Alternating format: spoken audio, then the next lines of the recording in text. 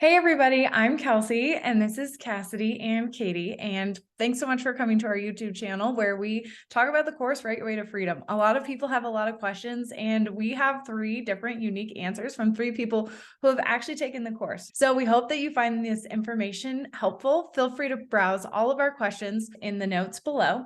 And if you have any other questions, feel free to leave them and we'll try and get to them in one of our next recordings. Thanks so much for joining us today. Today, we're going to be talking about, can anyone make 10K a month or is that a fluke? Which this is actually a question. Cassidy wrote a blog post that's done really well about her experience in Write Your Way to Freedom. And a lot of people email her this exact question. So Cassidy, you want to kick us off since you are the most seasoned at responding to this? Yeah, let's see how much I ramble. It is 100% possible to make 10K a month as a copywriter, but it took me 3 years to get to consistent 10K months. And I'll preface that by saying a lot of people get there quicker. In my own situation, I came into copywriting with this massive scarcity mindset where it took me years to feel comfortable charging more than $250 for a blog post.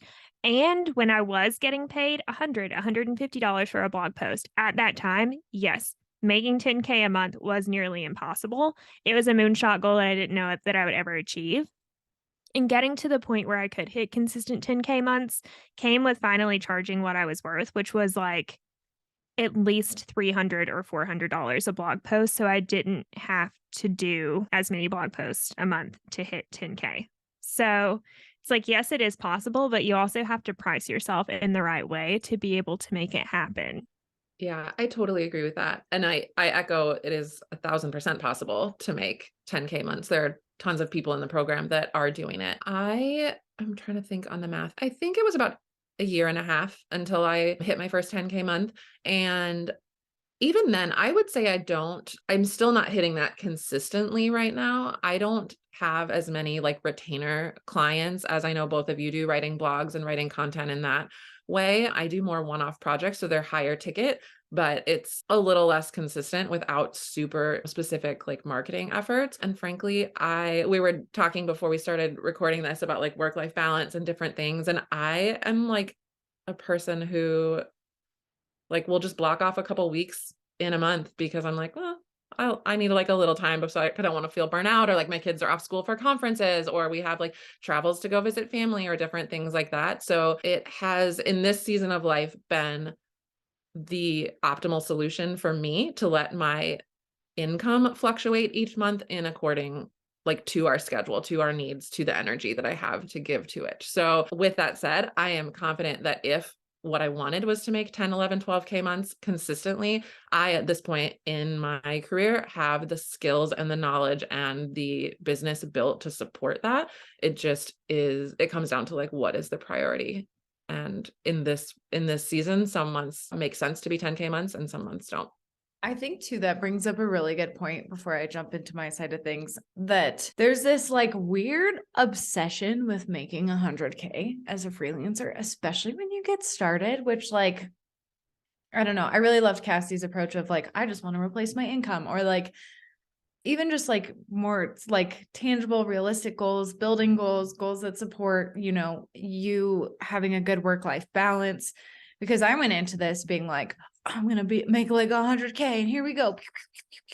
Listen, I've definitely had 10K months. And also they were like, I'm looking at the total number of projects that I worked on for like one of my 10K months. And it's like 12, 13, 14, 15. It's 15 projects. And like some of them are like 20-page websites. Like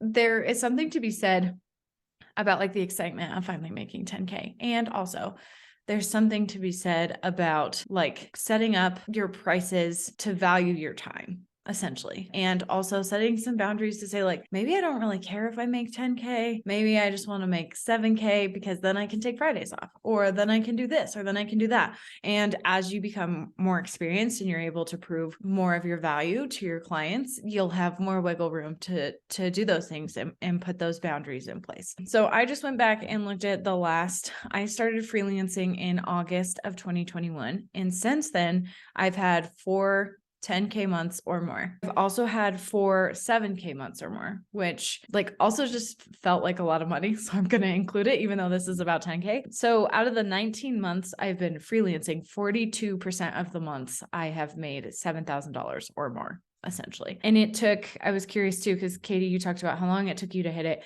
It took me 9 months to hit 10K. But part of that was that I was still working in a full-time job. And so I was probably devoting like 30 hours a week, but also a lot of like my brain and energy was going towards doing the things in my other job, because it was really important to me that I left on good terms and that me becoming a freelancer didn't negatively impact the role that I was in at the time. I think that 10K months are like really exciting and also not all they're cracked up to be at the same time, especially if you don't have a good balance in your life. And so really don't think of it as like, is a 10K month a fluke? No, it's not a fluke. It's you choosing how much work you're going to take on and the result of how many people you're able to pitch or how you're able to position yourself. But 2, it's not the end all be all. And what does your hourly rate come out to? Because even if I have a 10K month, but if I'm working like 90 hours a week, then that hourly is not that great. And my like life balance is not that great. So there's a lot of things that kind of need to be like gauged or like tracked or kind of measured in order to understand if it's really worth it for you to have a 10K month. Like how much do you have to sacrifice? And let me just say, if you just got to make some paper, like just make some paper and however long it takes. And I get that if your car breaks down, there's a medical bill due, if your lights are going to get turned off, 100%, like go crazy and no judgment there. But it is to say that that's not sustainable, and finding an income level that is sustainable and a work-life balance that is sustainable is way more important and something that I'm trying to get better at this year. And all that is to say, I've had 0 10K months so far in 2022. So we'll see how the rest of the year goes. Okay, I could hug you for bringing up so many good points. Yeah, the first time I hit 10K was actually a 12K month for me. So I went from like being at 9 something, and then my next month I made 12K and I was like, oh my God, like I felt so excited. But this was March of last year. So a year ago, I still want to vomit thinking about how stressed I was that month, trying to get all of my projects wrapped up.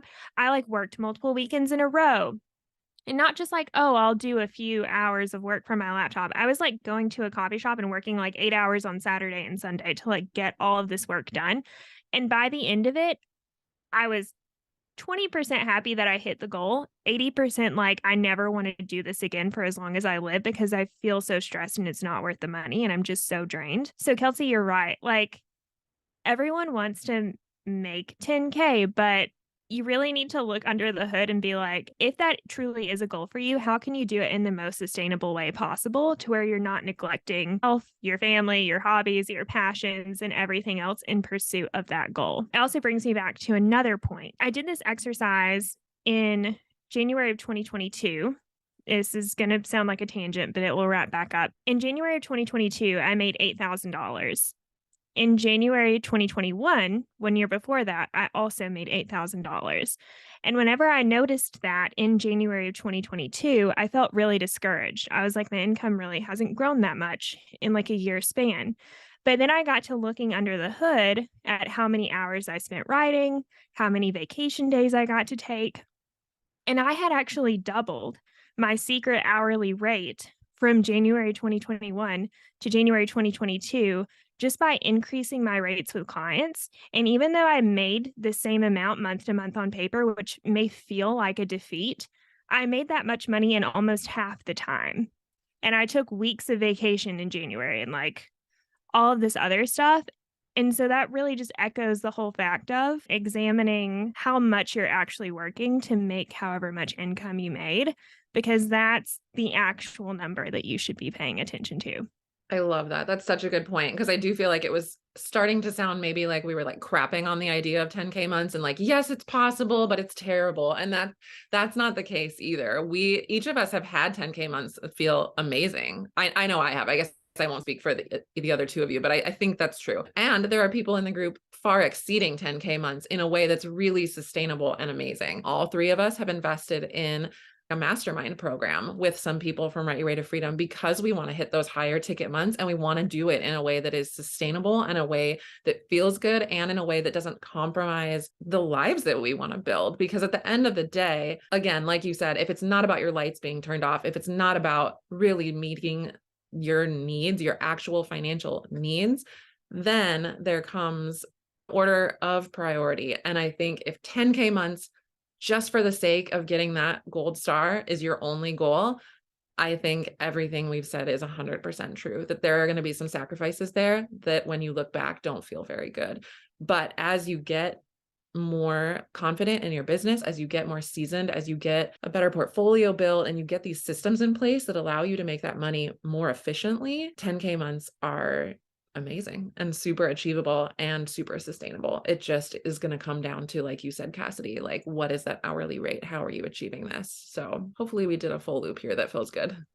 Yeah. And I was going to add, for anyone listening and you're just like, do you charge hourly for projects? Like, what does this hourly rate mean? Pretty much as a freelancer, you always want to charge per project, because if you charge per hour, you can get penalized for working faster and more efficiently. So, and two, it can trap you into the cycle where you feel like you're in a 9 to 5 and that you have an employer and you have to like get their permission if you're working less hours one week than you normally do. Like, it just creates this trap. So it's always better, and it gives you more freedom to work per project. But the way that you can gauge, I guess, just your work-life balance and how much you're earning is to break everything down into a secret hourly rate. So if you're charging $600 for a project and it takes you 3 hours to do, then you are getting paid, quote unquote, $200 an hour to complete that. So if your goal is 10K months and you're like, I want to make sure that I'm making at least $200 an hour, that breaks down to 12 and a half hours of writing a week. Like, that feels very sustainable. Whereas if your hourly goal is $50 an hour, that may not be as sustainable if your goal is still 10K months. So it all goes back to like figuring out how much you want to be making per hour, and then make sure you're charging enough on your projects to then hit that goal. And the reason that it's a secret is because your clients don't need to know how much time you spend on anything that you do. Like, because if you get faster, like Cassidy said, you shouldn't be penalized for that. And it's kind of not their business. What they need is a deliverable. So give them the deliverable. The amount of time that it takes doesn't matter. I also just wanted to bring up real fast when Katie was like, we've all had 10K months that feel good, and I did this. I have 10K months that felt really good for me because I needed money and I wanted to see that I could do it. And that felt great. I haven't found a balance though of like 10K that feels really good with my time, but I'm like hopeful and working towards that this year. And so I think that's the other thing too, is if you get to 10K months and you're like, this is not good, like then you readjust and you figure out what that looks like. And so that was like rate shifts and like deliverable shifts for me. And I haven't got there yet this year, but I am set up now with the packages that I have and the retainers I have to make a lot more money doing a lot less work. And so that feels good to me, I guess.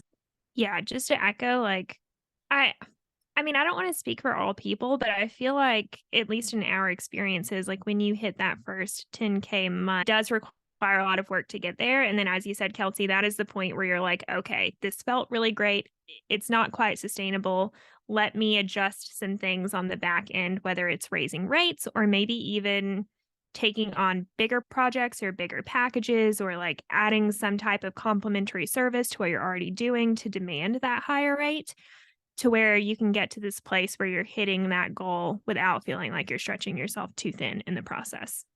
Another thing that I think is a big game changer too is when you decide to come up with a project minimum. Like, this is the amount that you have to spend with me, and we can throw some other stuff in there, but it keeps you from like having 44 clients who are paying you $200 each. Because consistently you can write faster if you're like, okay, I'm just writing in this one brand voice and there's like 4 things that I have to write about, and that will be faster for you and easier for you versus transitioning from like, okay, I'm going to do a blog post for this client and then a product description for this client and then an email sequence for this client. It's hard to jump between all of those things too.